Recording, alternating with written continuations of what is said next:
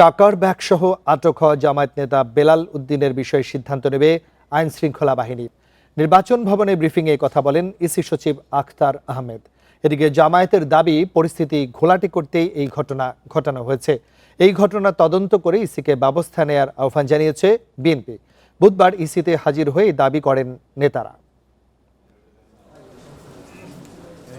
নির্বাচনের আগের দিন একের পর এক ঘটনার জেরে ইসিতে যান ১১ দলীয় জোটের নেতারা। সন্ধ্যায় সিইসির সাথে বৈঠক করেন। পরে জামায়াত নেতা এহসানুল মাহবুব জুবায়ের মন্তব্য করেন, সৈয়দপুরের ঘটনা প্রশাসনের মাধ্যমে সাজানো হয়েছে।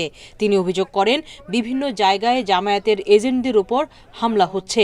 তবে কোনো অবস্থাতেই ভোটের মাঠ ছাড়বে না জামায়াত। জনগণকে নিয়ে প্রতিহত করা হবে। নাটকগুলো সাজানো হচ্ছে, ব্রিফিং করা হচ্ছে, পরিস্থিতিটাকে ঘোলাটে করার চেষ্টা করা হচ্ছে। এই ধরনের ঘটনা আগেও কিছু ঘটেছে গিয়ে। আমরা আশা করি যে এই ধরনের অন্যায় এবং অন্যায্য পদক্ষেপ কেউ গ্রহণ করবেন না। এরপরই সিইসির সাথে বৈঠক করে বিএনপি। পরে স্থায়ী কমিটির সদস্য নজরুল ইসলাম খান জানান, জামায়াতের একাধিক নেতার টাকা ছড়ানোর প্রমাণ মিলেছে। তাদের প্রতিহত করেছে জনগণ।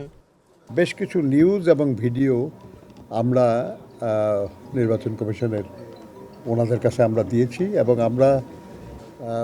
আমরা বলেছি যে আইন অনুযায়ী যার বিরুদ্ধে যে ব্যবস্থা নেওয়া দরকার আপনারা সেই ব্যবস্থা নেন। ইসি সচিব জানান, জামায়াত নেতার টাকা বহনের ঘটনা বেআইনি কিনা তা ঠিক করবে আইন শৃঙ্খলা বাহিনী।